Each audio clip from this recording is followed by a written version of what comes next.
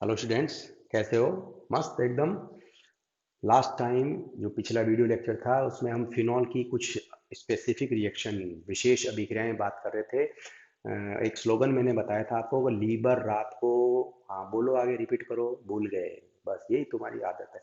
लीबर रात को थैली पीकर फिर से गटर में गिर गया। और हाँ, याद आ गया।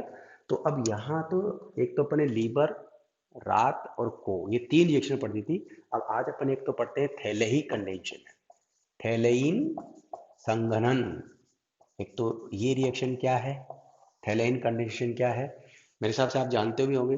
जैसे यहाँ पे एक छोटे सा वर्ड आया थैली। थैली देखिए आपने, थैली, थैली का मतलब यहाँ पे होता है थैलिक एनहाइड्राइड।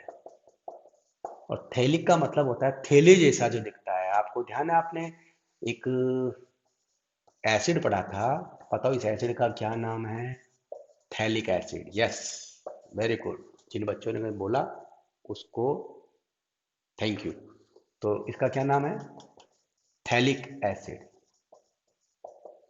तो थैली से पकड़ना है थैलिक एसिड, और थैलिक एसिड का क्या करना है? एनहाइड्रेट बनाना है। तो एनहाइड्रेट कैसे बनेगा? जब आप इसका वाटर मॉलिक्यूल निकाल दोगे।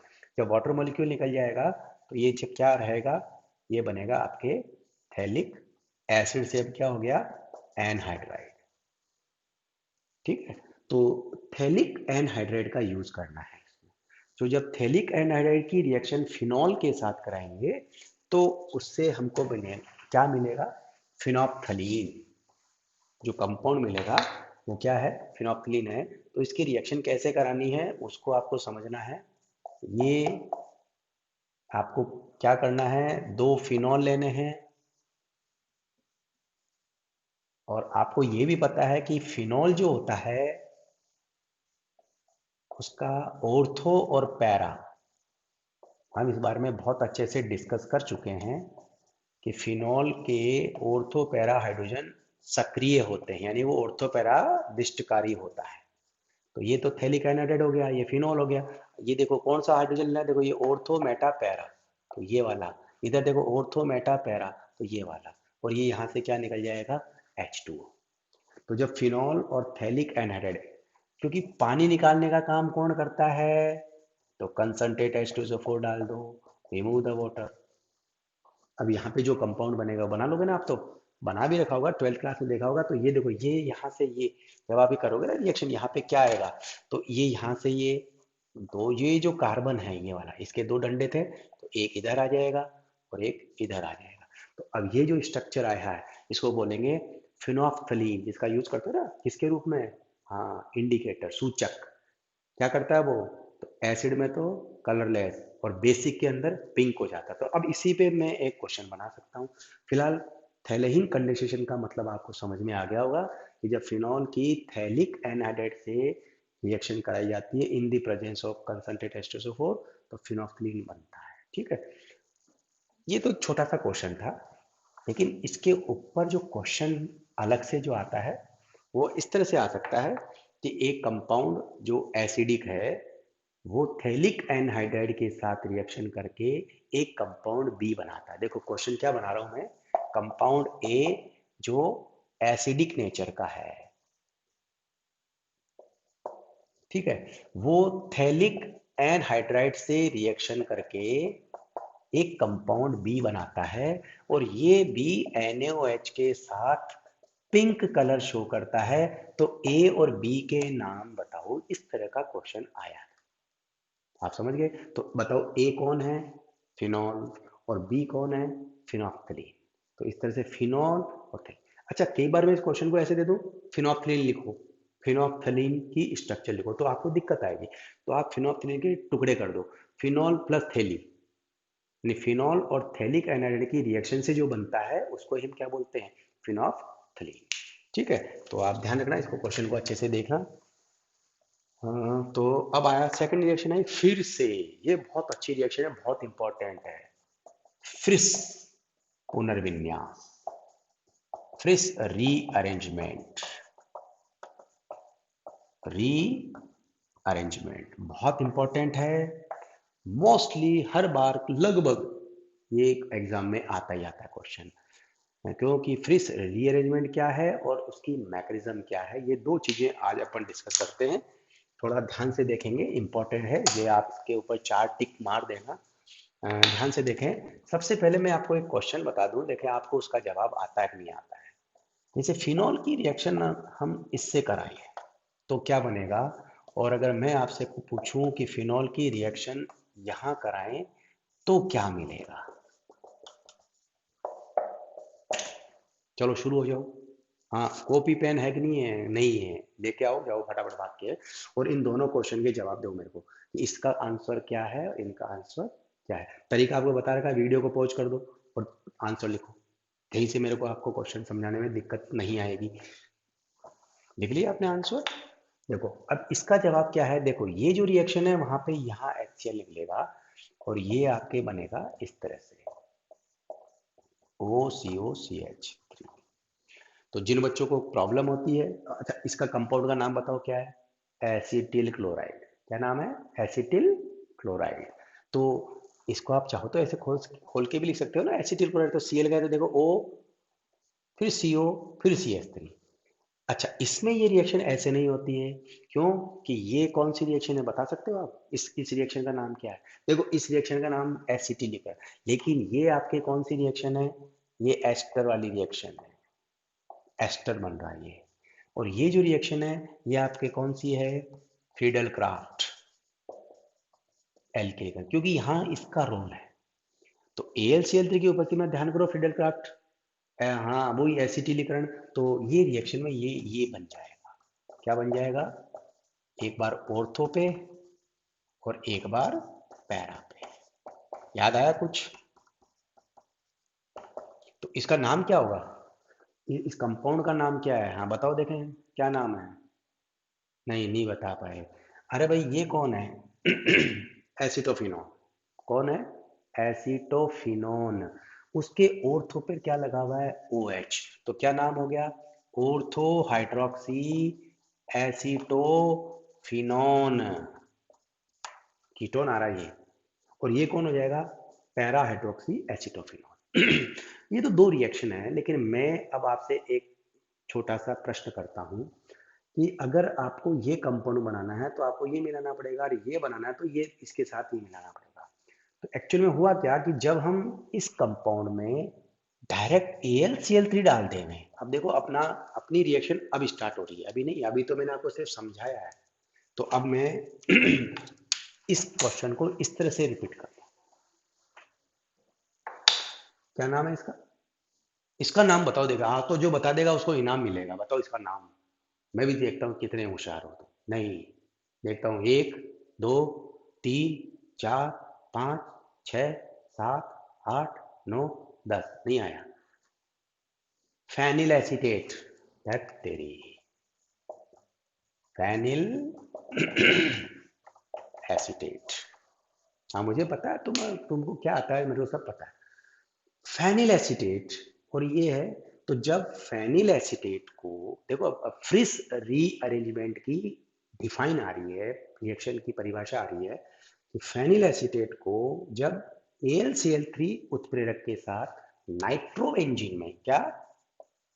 नाइट्रोबेंजीन में इसको गर्म करते हैं तो ortho hydroxy acetophenone plus para hydroxy acetophenone का फॉर्मेशन होता है, का निर्माण होता है। इससे फ्रिस रीअरेंजमेंट कहते हैं। आई रिपीट, क्या बोला?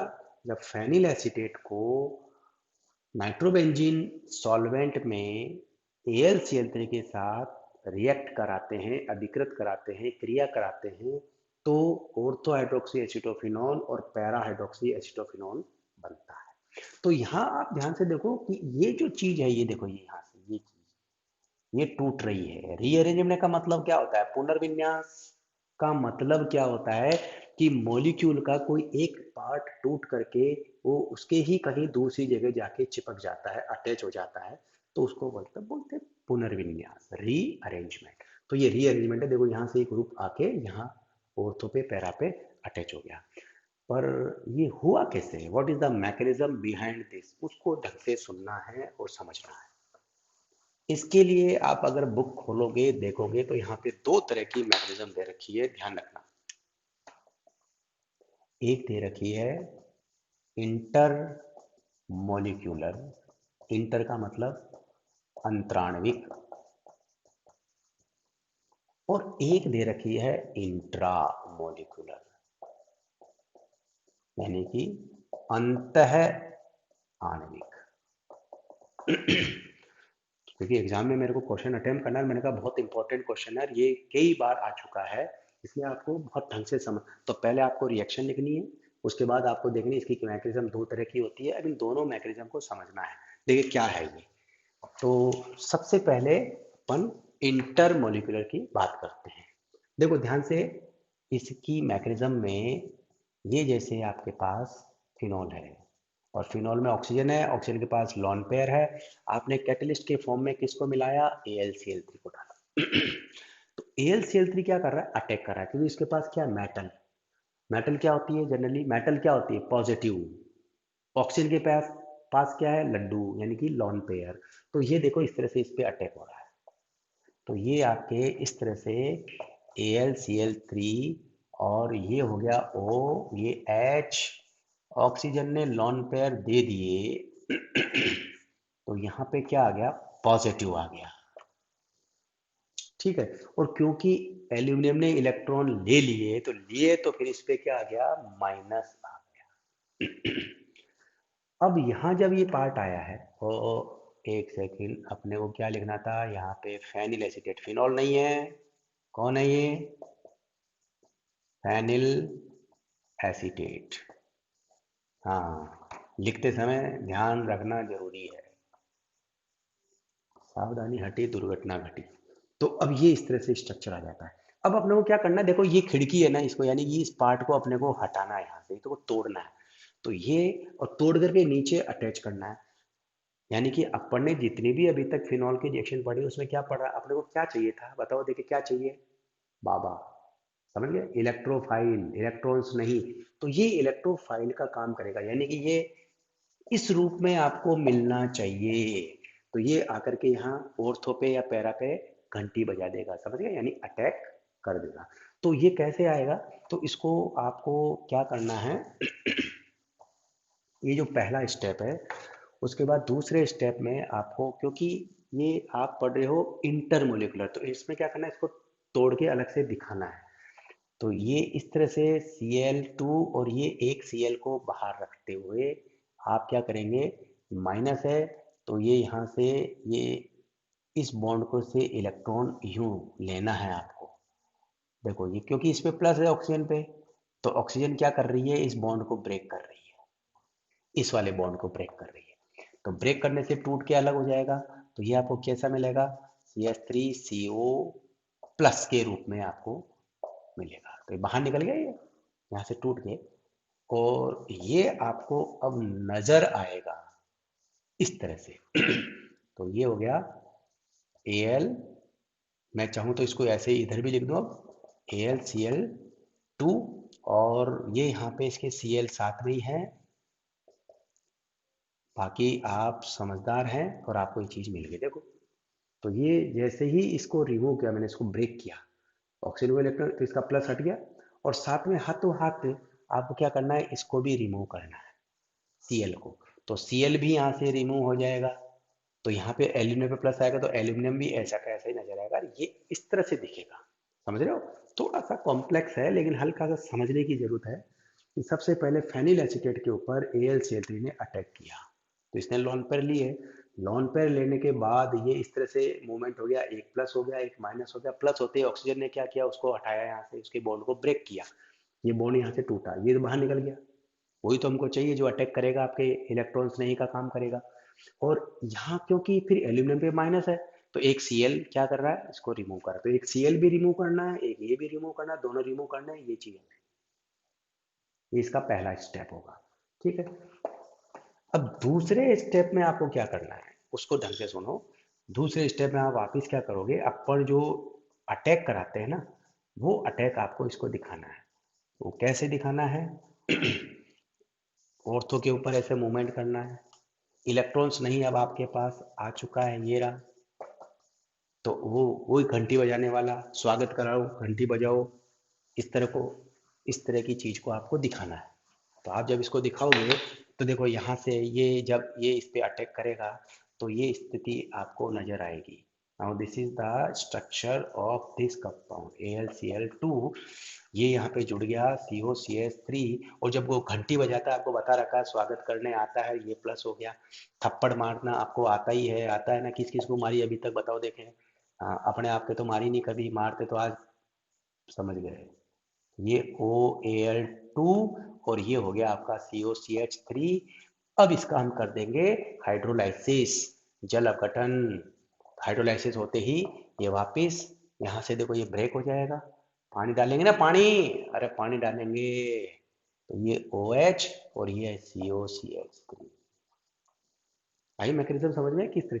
तो कुल मिला के जो पहला स्टेप है उस पहले स्टेप में AlCl3 अटैक करेगा, एक कॉम्प्लेक्स बनाएगा, फिर आपको वो CH3CO जो पार्ट है उसको रिमूव करना है और रिमूव करके उसका फिर अटैक कराना है इस तरह से। तो ये इसकी, लेकिन इसमें हुआ क्या कि यहाँ पे आपने CH3CO ग्रुप को क्या किया, अलग किया। तो आपके पास दो चीज आ गई, एक तो कौन हो गया ये कंपाउंड और एक कौन हो गया इलेक्ट्रॉन्स में। तो दो चीजों ने मिलके किया, इसलिए इसको अपन क्या बोलते हैं, इंटरमोलिक्यूलर, अंतराणविक। अब दूसरी मैकेनिज्म है उसको ध्यान से देखना है, इसी से मिलती जुलती है, इंट्रा यानी कि अंतः आणविक वाली मैकेनिज्म। उसमें क्या हो रहा है, पहला स्टेप वो का वही है, अब उसको आपको ढंग से नोट करना है। आपको पता है अटैक होने के बाद क्या बना था, ये बन गया था, और इस पे क्या आ गया था प्लस, इस पे क्या आया था माइनस, यही था ना पहले स्टेप में जो बना वो यही बना। अब वहां पे तो क्या हुआ, हमने इसको रिमूव कर दिया था हाथों हाथ, दूसरी बार में अटैक। इसमें क्या करना है, अंदर ही अंदर अटैक हो जाता है, तो आप इसको अलग ले जाओ वहां पे फिर अटैक करो, ऐसा क्यों। तो मैं इसको यहीं पे देखो इस तरह से कर रहा हूं, ये यहाँ गया, ये यहाँ, इसको मोमेंट यहाँ नहीं करके इसको सबसे पहले हम इस तरह से अटैच कर देंगे, OAl2 और ये यहाँ पे COCH3 प्लस। तो ये मूवमेंट, अब पहले वहां पे हम ऑक्सीजन को दे रहे थे, अब हम ऑक्सीजन को ना, उसको नहीं दे करके और इस तरह से अटैचमेंट कराएंगे। अब यहाँ पे एक छोटी सी बात आपको ध्यान सावधानी रखनी है कि मैं इस तरफ मूवमेंट कराऊंगा, देखो ये, तो क्योंकि हमारे आदत इधर लिखने की है तो इसलिए ये बॉन्ड जो है ना, वो बॉन्ड को आप इधर दिखाएंगे, ये गलती बच्चा करता है। देखो क्योंकि मुझे यहाँ अटैक करना तो ये बॉन्ड यहाँ चाहिए, यहाँ बॉन्ड होना चाहिए, नहीं मैं तो अभी इधर भी करा दूंगा। तो इसलिए अब आपके मेरी बात समझ में आएगी कि मैं ऐसा क्यों लिख रहा हूँ, अभी आप थोड़ी देर में समझ जाओगे कि सर ने इधर क्यों लिखा। तो ये बॉन्ड इधर रखना है, तो अब ये बॉन्ड यहाँ से टूटेगा, यहाँ आएगा और ये मूव होकर के इधर जाएगा। तो ये अंदर ही अंदर हो रहा है, इसलिए इसको बोलते हैं इंट्रा, अंतः। तो देखो जैसे ये बॉन्ड ब्रेक हुआ, ये ब्रेक हुआ तो ये बॉन्ड तो यहाँ आ गया, ये यहाँ पे टूट गया, टूट के इसने यहाँ पे अटैक कर दिया, तो ये इस तरह से आपको दिखाई देगा, ये इस तरह से नजर आएगा। ये तो हो गया देखो डबल बॉन्ड, ये O और ये आपका वही Al2, अभी भी ऑक्सीजन प्लस ही बनी हुई है, और ये यहाँ पे आ गया आपका कौन, H, स्वागत कर, और ये COCH3 ने अटैक कर दिया। अब इसमें प्लस नहीं लगाना, देखो यानी उसने अंदर ही अंदर मॉलिक्यूल को पर अटैक कर दिया, अंदर ही अंदर किया इसने, यहाँ पे अटैक कर दिया। अब अटैक करने के बाद आपको वापस क्या करना है, थप्पड़ मारनी है, तो ये यहाँ गया, ये वापस इधर आ गया, इधर आते ही वो का वो आ जाएगा, सेम चीज रिपीट हो जाएगी जो अपन ने पहले स्टेप में पढ़ी थी। ये देखो ये COCH3 और ये हो जाएगा सिंगल बॉन्ड, और अब इसका क्या करेंगे, वही हाइड्रोलाइसिस, जल अपघटन कर देंगे, तो आपके पास आंसर आ जाएगा, ये पूरा टूट के निकल जाएगा, H और फिनॉल आ जाएगा। तो इसके अंदर जो पहला, मतलब इसको अपन 3 स्टेप में अगर रिपीट करें, पहला स्टेप इसका बनना दोनों में कॉमन है, लास्ट स्टेप पानी डालना वो भी कॉमन है, तो पहला और लास्ट जो स्टेप है वो तो रखना है कॉमन, बस ये वाला जो स्टेप है, ये दोनों में अलग-अलग है। वहाँ पे ये टूट के पहले अलग हो जाता है, फिर अटैक करता है। इसमें टूट के अलग नहीं होता है, इसमें वही वहाँ हाथों-हाथ अटैक कर देता है। तो इस चीज़ को, इस वाले स्टेप को आपको ढंग से देखना है दोनों का डिफरेंस, बाकी दोनों मैकेनिज़्म ऑलमोस्ट सेम है। तो आज इसको ढंग से सुनो, ढंग से पढ़ो, इसको नोट करो, बुक में देखो, समझ गए?